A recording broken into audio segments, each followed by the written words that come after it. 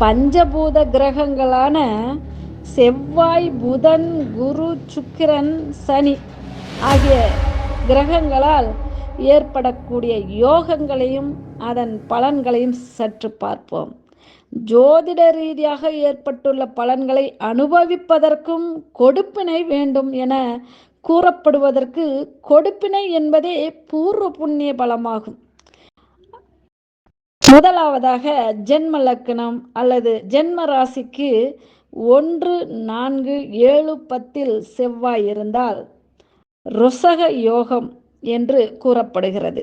இந்த செவ்வாய் இருக்கும் ராசி செவ்வாயின் வீடுகளான மேசம், விருச்சிகமாகவோ அல்லது உச்ச ராசியான மகரமாகவோ இருந்தால் இந்த யோகம் மேலும் சிறப்பான பலனை கொடுக்கும் யோகமாக அமைந்து விடுகிறது. இதன் பலன் உத்தியோகத்தில் தலைமை பதவி, அரசாங்க சின்னம் அணிந்து அதிகாரம் செலுத்துதல், போலீஸ், இராணுவம் போன்ற பாதுகாப்பு துறையில் தலைமை பதவி பெறுதல். செவ்வாய்க்கு பூமிக்காரகன் என்ற பெயரும் உண்டு. ஜாதகருக்கு வீடு, நிலம், தோட்டம், துறவு என்று பூமியோகமும் இவருக்கு ஏற்படும். செவ்வாய் இரத்தத்திற்கு அதிபதி. எனவே மருத்துவத்துறையில் சிறந்த அறுவை சிகிச்சை நிபுணர் ஆவார். மேலும் இந்த யோகத்தின் சிறப்பு பலனாக அமைவது செவ்வாய் லக்னம் ராசிக்கு 10 ஆட்சியாகவோ உச்சமாகவோ இருந்து குருவால் பார்க்கப்பட்டு இருந்தால் ஆட்சி, அதிகாரம், பெயர், புகழ் இவைகளுடன் நிறைந்த செல்வமும் செல்வாக்கும் பெற்று பூமண்டல அதிபதி என்று பெயர் சொல்லும் அளவிற்கு ராஜயோகம் ராஜநடை போட வைத்திடும்.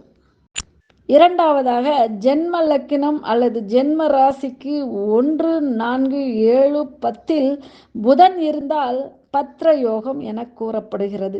இந்த புதன் இருக்கும் ராசி புதனின் வீடுகளான மிதுனம், கன்னியாகவோ அமைந்து புதன் ஆட்சி உச்சம் பெற்று இருப்பது இந்த யோகம் மேலும் சிறப்பு பலன் கொடுக்கும் யோகமாக அமைந்து பலம் பெற்று பிரமிக்க வைக்கிறது.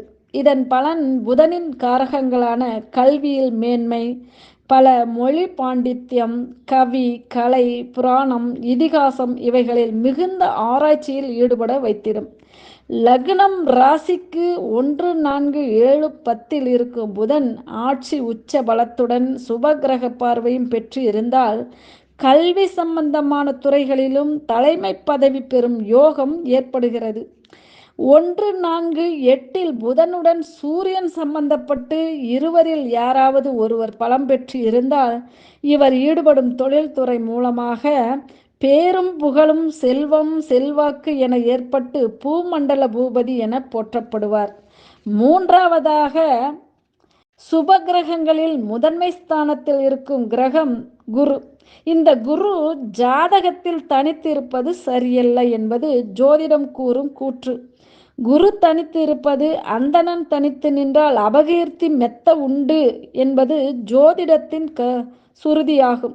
இந்த வகையில் பார்க்கும்போது குரு ஏதாவது ஒரு கிரகத்துடன் சேர்ந்து இருப்பதுதான் சாலச் சிறந்தது. குருவுடன் சூரியன் சேர்ந்து இருப்பது சிவர் ராஜயோகம் என்று சொல்லப்படுகிறது.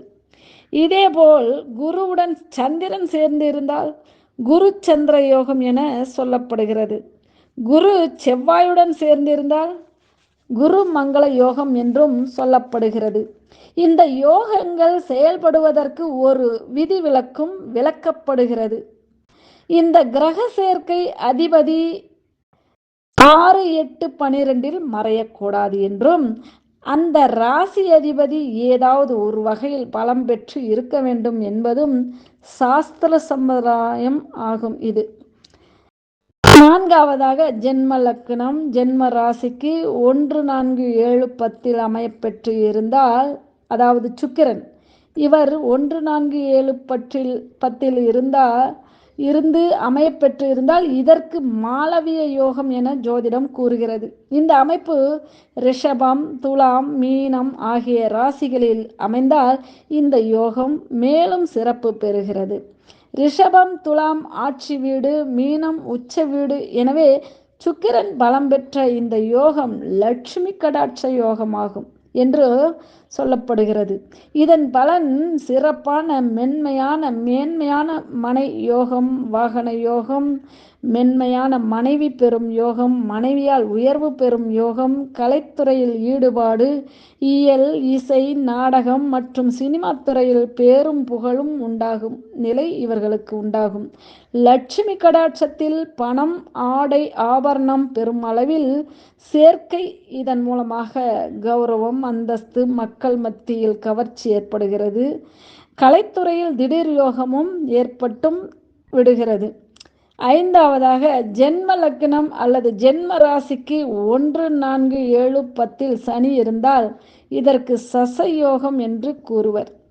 1, 4, 7, 10 ஸ்தானங்கள் மகரம், கும்பம், துலாம் ஆகிய ராசிகளாக இருந்தால் சனியால் ஏற்படும் இந்த யோகம் பெரும் அளவில் பலன் கொடுக்கிறது. இந்த சனியை குரு பார்த்து இருந்தாலோ, உச்சம் பெற்று இருந்தாலோ, அல்லது சனி இருந்த வீட்டு அதிபதி ஆட்சி உச்சம் பெற்று இருந்தாலோ இது ஒரு வகையான யோகமாகும். நீச்ச பங்க விபரீத ராஜ யோகம் என்று கூட நாம் எடுத்துக்கொள்ளலாம். இந்த யோகத்தால் ஏற்படும் பலன்கள் அரசியலில் நல்ல அந்தஸ்து, செல்வாக்கு ஏற்படும். லட்சுமி கடாட்சம் ஏற்படுவதால் வண்டி வாகன யோகம் சிறப்பாக அமைந்து விடுகிறது இவர்களுக்கு. அடிப்பட்ட மக்களின் ஆதரவும் பெரும் அளவில் இவர்களுக்கு உண்டாகிறது. இதனால் வளர்ச்சி பாதைக்கு வழிவகுக்கிறது.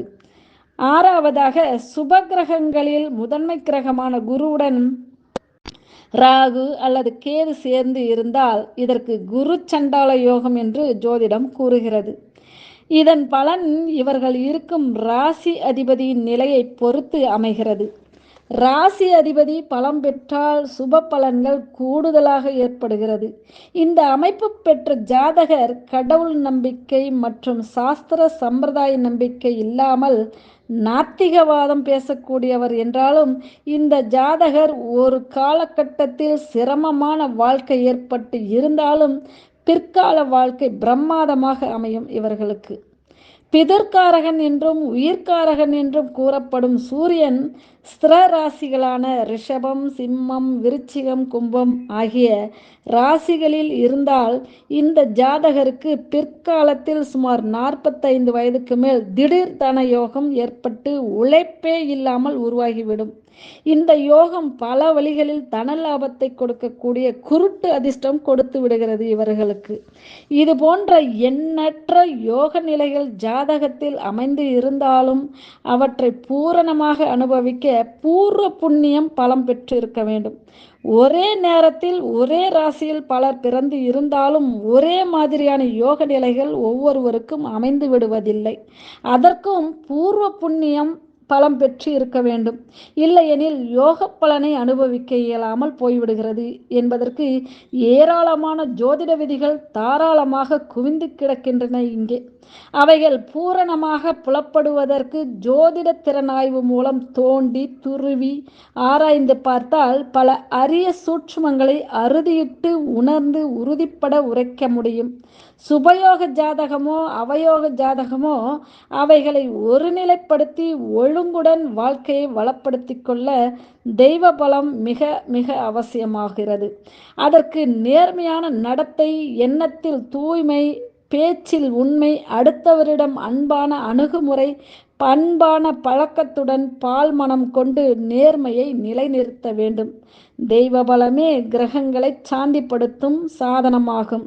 அதுவே வளமான வாழ்க்கைக்கு நிதர்சனமாகும். இவையே நமக்கு உணர்த்திடும் அன்றாட தெய்வ தரிசனம். நன்றி. அனைவருக்கும் வாழ்த்துக்கள். மீண்டும் அடுத்த பதிவில் சந்திப்போம். நன்றி.